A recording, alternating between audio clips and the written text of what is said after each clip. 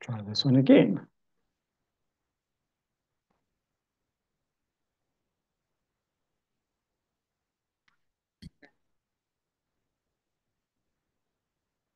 Hide my slides. Ready there.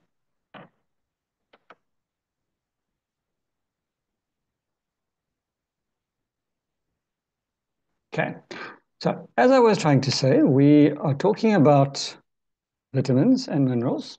And this is a little presentation done by these four people, Wendy Matt, Stephanie Potts, Jennifer Sulak, and Ellie Walker, and I've borrowed it from them.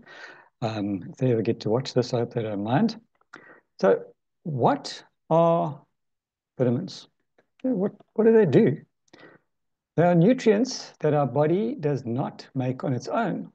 Thus, we must obtain them from the foods we eat, or if you're not getting them from your diet, you need to get them via supplements. They are essential for providing good health and are necessary for many life functions. So, what exactly are supplements? And they can be defined as synthetic or natural substances, which can be purchased as pills, tablets, capsules, wafers, powders, or liquids. Now, the big question is always, should I get my vitamins from food or supplements? Now, you go to most GPs, most doctors, and they will tell you very definitively, you don't need to take a supplement because you can get everything you need from your food. And I won't disagree with them because in the vast majority of cases, you can get everything you need from food. However, the question is, are you getting everything that you need from your food? And do you know what is in the food that you're eating? Do you know how much of each nutrient is there? And is your food freshly grown, prepared correctly, and grown organically? Because if you're not doing all of that, you probably are falling short somewhere along the line. So diet high in fiber and low in fat is the best way to meet your daily nutritional needs. And I'm not too sure about you, but I know my diet doesn't always meet these essential things.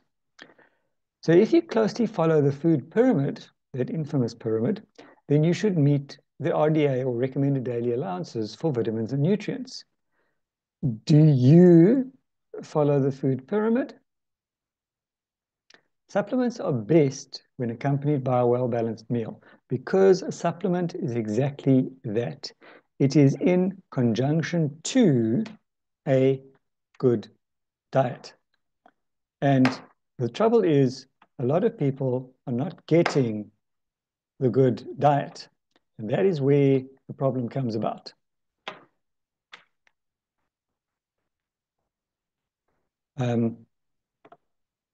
Supplements should never replace a healthy diet. So you need to be careful. We cannot live on supplements. We need to live on a healthy, balanced diet and add in what we're not getting. So food provides calories and energy that are required for daily activities. Vitamin supplements do not provide energy or calories. They just provide the vitamins and the minerals.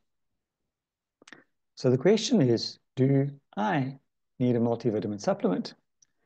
And it doesn't hurt to get a little to take, or doesn't hurt much to take a multivitamin daily to ensure proper nutrition.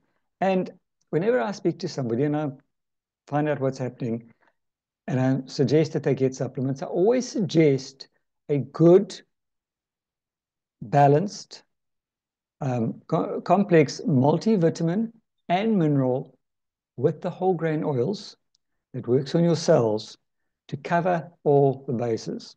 So in my opinion, we all need a good multivitamin and mineral with the whole grain oils, which is your lipids and sterols, together with an omega-3 as an absolute basic and then add in anything else that you feel you need in your particular case because of what's missing in your particular nutrition. Most college students are not eating a well-balanced diet and could use the added nutrition of a multivitamin. And sadly, I think it's more than just most college students, because if you look around, most people these days, specifically those who are working long hours, like medical people, they are working highly stressed jobs. So they start early, they get home late, and they don't cook a proper balanced diet and they don't eat healthily. And you speak to virtually any medical practitioner, doctor, nurse, ambulance crew, emergency responders, they will almost all tell you they don't eat a well-balanced diet because they're always in a rush, they're always on their feet, and they're always moving. Because as soon as they sit down to eat, there's an emergency and they've got to drop their forks and off they go to fix somebody else. They don't look after themselves. So when choosing a supplement, you need to select one that meets 100 to 300% of the RDA. Remember that in this particular presentation, the authors are probably referring to synthetic supplements, not those made from food. So what do most multivitamins contain? A multivitamin should contain fat-soluble vitamins A, D, and E, as well as water-soluble vitamins B1, B2, B6, B12, niacin, pantothenic acid, biotin, folic acid, which are all part of the vitamin B group, by the way, and vitamin C. An even better multivitamin should contain a whole lot more than that because you want all of your vitamins and all of your minerals covered in that supplement. They will also usually have some minerals such as zinc, magnesium, copper, and calcium in them. And these are the main minerals that we need. Now, we've spoken about RDA, but what does it actually mean? The letters stand for recommended dietary allowances. And these are suggested levels of essential nutrients considered adequate to meet the nutritional needs of healthy individuals. People who are on chronic medication, people who have chronic diseases such as heart problems, asthma, cancer, diabetes, obesity, etc., are not healthy individuals. So therefore, their RDA needs to be more. Now, the other thing little term that we bandy around is antioxidants. But what are they? First of all, we need to understand what oxidation is. If you've ever worked with any metal, or you've driven a car and you live down near the coast, you will probably be familiar with what oxidation is. And oxidation in metal is rust. In bodies, it's oxidation in a different form, but essentially it's the same thing. So the definition is of an antioxidant are substances that fight off the free radicals in our bodies. Free radicals are compounds within our bodies that may lead to chronic disease and or are involved in cell tissue damage. Nature loves everything to be in balance. A free radical is something that comes along and it disrupts that balance. So imagine a seesaw sorry, my light keeps fading on me over here. Imagine a seesaw that's fairly well balanced because you've got people of equal weights on both sides. And suddenly you've got somebody else that comes along and they jump on the seesaw and they knock that balance out because suddenly one side is heavier than the other. That is what a free radical does. So examples of vitamins that contain antioxidants are vitamin C, E, and beta-carotene. Now, we often speak about in our trainings fat-soluble and water-soluble vitamins, but what is the difference between these things? Fat-soluble are those that are stored in the liver and fatty tissues, and they are not readily excreted from the body. So, in other words, you can have a build-up effect. One of the fat-soluble vitamins is vitamin A. So you can, in theory, have a build-up of this that can actually cause a problem and cause toxicity in the body. Water-soluble vitamins travel in the blood and are stored in limited amounts. What your body can't use, it will get rid of. So these are readily excreted from the body through urine. And the two most common water-soluble vitamins are B and C. Now, what factors should I consider before taking a vitamin supplement? In other words, what do you look for? First of all, you need to check your diet and find out, do you eat foods that are high in vitamins and minerals? Next question is, are you dieting? So remember that diet is a bit of a overutilized term, in my opinion, because people say, oh, I'm going on a diet. And what they're meaning is that they're going to starve themselves for a couple of weeks in the hope of losing a little bit of weight so that they can fit into their bikini that they wore last summer. And then as soon as January is finished, they go straight back to padding up again, and their body just yo-yos up and down. And that is what people often refer to as diet. Now, diet, by definition, is what you eat. Nutrition, on the other hand, is what your body can absorb. So there's often a big difference between diet and nutrition. So the next question is, do you follow the food guide pyramid? We know the whole grain oils, your fats and everything at the bottom, and the sugars and things at the top, where most of us flip it over. We won't get into that right now. The other thing is, do you smoke or drink regularly? And I would, under the drink, not only say alcohol, but also things like fizzy drinks, because they are loaded in sugar, which can cause problems. Are you pregnant? Because that little baby inside is a little sucker of note, because it's taking all the nutrients that it needs from mommy.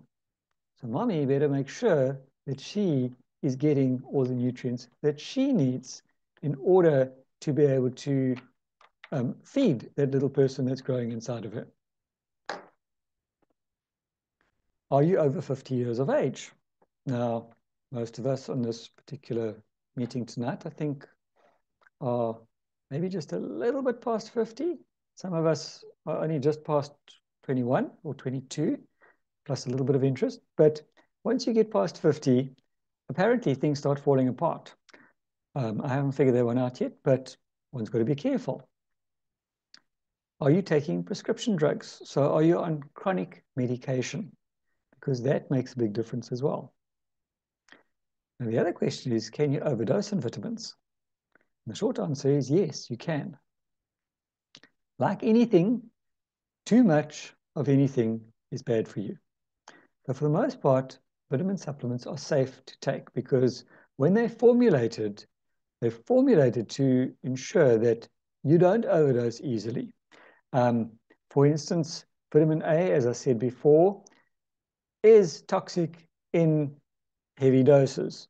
Now, from what I can understand from that is you would need to take the entire contents of a bottle of 60 vitamin A capsules in one sitting to get close to that toxic level. So the chances of you overdosing is relatively low. But like anything, there are some people that push these things to the extreme. You need to follow the recommended dosages on the label of the bottle. Remember, we've gone through how to read a label. We covered that a couple of weeks ago.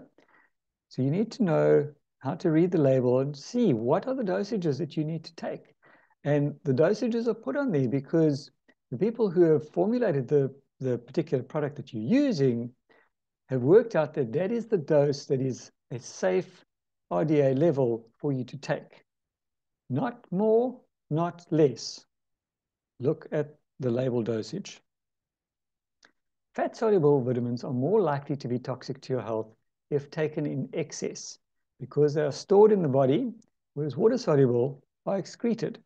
Again, your fat-soluble are things like your vitamin A, D, and E, and they store in places like the liver, so they can cause problems over there. But you have to take significant amounts for that problem to occur. Now, the other question that I often get asked is, when do you take these things? You know, if you get a medication, sometimes the pharmacist will say, you need to take this with food, or you need to take this before food, or you need to take this after food. When do we take vitamin supplements? It is advised to take your vitamins with a snack or meal to avoid stomach irritation. These are supplements, so this is ingredients of which your body should be getting from food.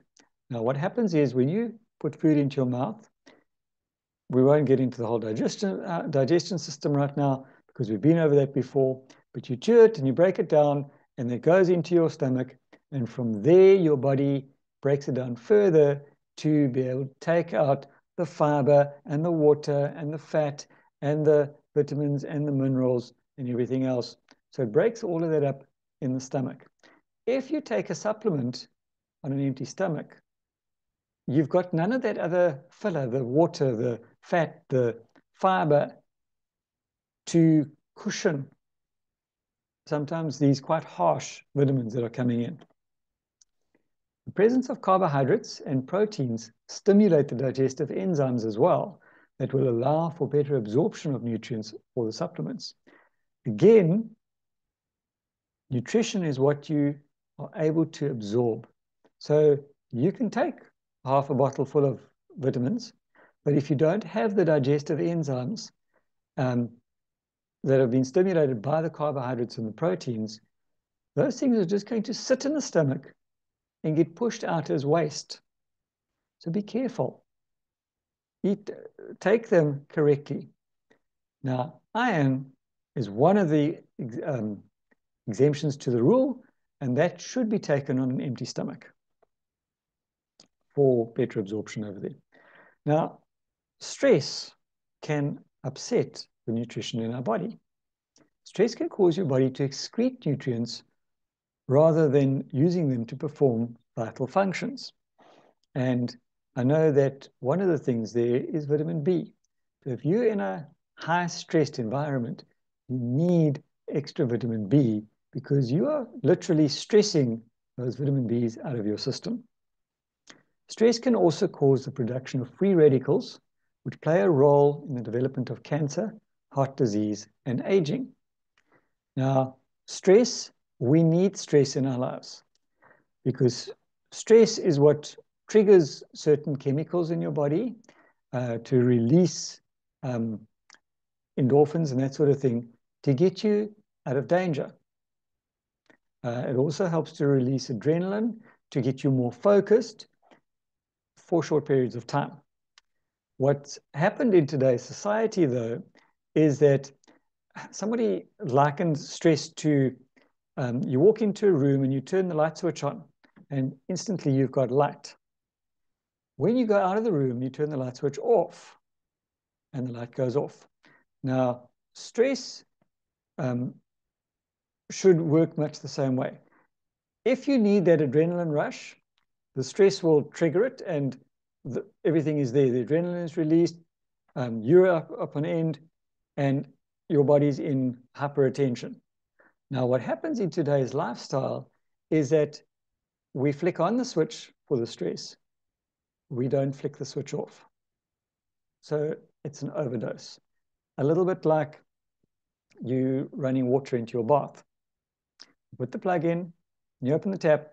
When your bath is full enough, you turn the taps off and you're okay. Today's stress levels would be the equivalent of putting the plug in, opening both taps at maximum volume, and walking out and not turning those taps off, that's where the problem comes about. That's when you develop your cancers, your heart disease, and rapid aging. Unfortunately, we are all aging, but some people age more rapidly than others. Hold on, I'm running out of time over here. So some supplements that aid in suppressing stress. We need to increase our serotonin levels in the brain because this wards off stress-related symptoms like depression, irritability, and frustration. The mineral magnesium can help to regulate serotonin levels. Antioxidant supplements can also break up free radicals that cause harm to your body. Remember, stress releases those free radicals. So I'll quickly cover B vitamins in a little bit of time I've got left over here. And B vits, the most common ones are 1, 2, 3, 6, and 12. B1 is also known as thiamine and apparently also known as vitamin F. And it's important in producing energy from carbohydrates, proper nerve function, stabilizing the appetite, promoting growth and good muscle tone, ATP production, which is a hormone, by the way. And you will find vitamin B1 in things like pork, fish, liver, legumes, nuts, whole grain or enriched breads, and cereals. So by looking at that, you can get an idea of, are you eating those foods on a regular basis? Where do they come from? What sources are they? Etc. That'll tell you if you're getting a good dose of vitamin B1 or not. So the recommendations are men of 14 years of age plus need 1.2 milligrams of vitamin B1 a day. Ladies between 14 and 18 need only 1 milligram, but ladies over the age of 19 need 1.1 milligrams per day. And this you'll get from a broiled pork chop, or 1 1/4 cups of cornflakes, or a baked potato with the skin on, and a 1/2 cup of lentils, and a cup of raisin bran. Now you've got to remember that vitamin B1 is non-toxic, even at high dosages, because it is water soluble. So it will flush out of your system. What are the signs of a deficiency of B1? First one is loss of appetite, weakness and feeling tired, insomnia, loss of weight, depression, and heart and gastrointestinal problems. So look around you. Do you know of anybody who complains about these problems on a daily basis? Because quite probably they are lacking vitamin B1. Who's at risk? People who are homeless and malnourished. Alcoholics are classic ones. People with malabsorption conditions, so those who have had bowel resections or parts of their bowel have been removed surgically for various reasons, quite often because of cancer. They're not absorbing the nutrients that they need as effectively as they need. And I think I'm going to stop right there because we'll then get into the others from next week. We've still got about 6 minutes left. Stop sharing over there. Does anybody have any questions or comments before I stop recording?